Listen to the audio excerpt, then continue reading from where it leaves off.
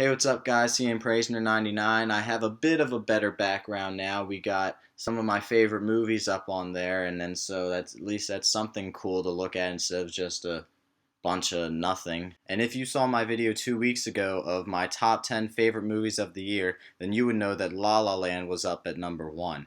And a lot of people don't really understand why, especially if they haven't seen it. So I'd like to go into an in-depth discussion about why I think La La Land is an amazing movie. Now, I will be talking about a lot of spoilers in this movie. So if you haven't seen this movie, I suggest you go see it, then come back and watch this video.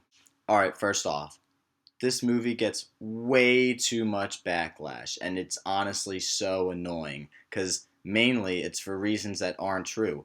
A lot of people think, wow, 7 Golden Globes, 14 Oscar nominations? This movie isn't that good. Of course it's getting that though because it's Hollywood's love letter to itself, which is wrong in so many occasions. There are many, many times in this movie where La La Land actually makes fun of Hollywood in general, or casting directors, or actors. People just look at it and go, oh, they're making Hollywood look so pretty, which they just don't have the mental capacity to think of the deeper meaning behind it. Alright, one, the foreshadowing in this movie is pretty amazing. I mean, okay, so, Mia and Sebastian don't end up together in the end. That's actually pointed out a lot throughout the whole movie. The very beginning scene is the one take LA traffic singing montage, and the very first words that the girl says, I'll read it to you right here. I think about the day I left him at the Greyhound station west of Santa Fe. We were 17, but he was sweet and it was true. Still, I did what I had to do. This girl is talking about leaving a guy to follow her dreams, which is exactly what Mia ends up doing in the end. And the use of music in this scene is cool because it's so happy and upbeat, you can't really even notice the lyrics at all, especially upon first watch. And then so you don't really think, oh, they're probably not going to end up together in the end. That's foreshadowing. And the fact that it's all in one take with so much going on around really helps to have you focused in on the picture and not the meaning behind it until afterwards. Speaking of which, the camera work in this movie is just amazing. I mean, there's a lot of one take scenes like that first scene and the first time they sing City of Stars upon that hilltop.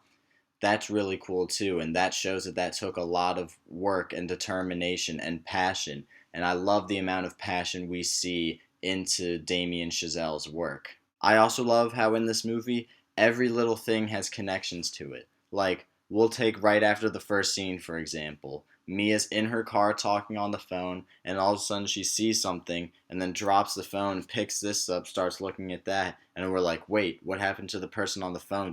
Did you just hang up or what? And then we look later and we find out she was actually just practicing for a role, and because she's at an audition, and we're like, oh, that's cool. So it's a good use of showing the audience and not telling them. I love how much of real life is actually told through this movie, because most musicals are just cheesy and it's all happy and giddy, but there's a lot of sad real life moments in this. For instance, Sebastian, his dream is to open up a jazz club. It's not that realistic, but it's a dream. And so far he's just been trying to live the dream and trying to get there right away. Then he realizes he can't really just get there without doing something beforehand. He needs money right now. So he decides to take up a job he doesn't really like as much and isn't that much into, but it's money and he has to do it. But however, this job takes him away from Mia a lot, and he'll be gone for several days, weeks, I don't know really how much. But it goes through this montage of how they're starting to drift apart. But one night, he comes back and surprises her and makes her dinner, and it's like all nice and stuff, and then we get happy again because it shows that they're still together trying to make things work, and that scene just escalates to this huge fight, and that shows more of real life than anything else. The ending scene of this movie is honestly one of my favorites of all time in any movie ever. I mean, as soon as it just says winter, and then right underneath, 5 years later, you're like, ah, man, something had to have gone down by now. Everything starts falling together. You see Mia is now a big time actress and she's a star. Her name is up everywhere. And then we find out she also has a husband and a kid. So it's like we feel great because she achieved her dreams, but it sucks because she couldn't do it with Sebastian. And you just want them to be together so bad, but you know she has a family now. You can't take her away from that. Finally, Mia and her new husband decide to go out. They are walking around LA and they see her husband sees this new jazz club. And he says, "Let's go in here. The music sounds good." And so they go in and they walk down and Mia sees that the sign above it says Sebs. So she knows that it's him.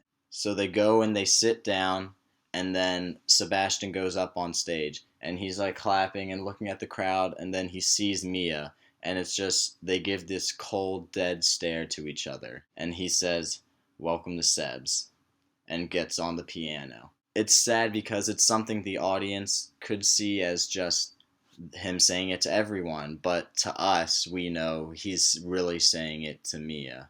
And then he starts playing their song, which is even more sad. And then it goes back to this big montage scene. Because during that montage scene, they go back to that place where he got fired, where they first met. And she walks up and she says, "I just heard you play," and then he kisses her. And then the music goes up, and then it's just all downhill from there. This montage will bring you on this sad journey of what their lives could have been if they stayed together. That's how I think of it, at least. I also like to think of it as Hollywood's predictable ending. The whole happy-go-lucky, everything's fine kind of movie. And then I love how at the very, very end, he finishes the song and he looks at her and she's looking at him until finally she says, "I think we should go now." Her and her husband get up to leave until right before she gets out, she turns back around and Seb looks back at her. They give this one final look of them knowing that they're always going to love each other. And then they smile and she leaves.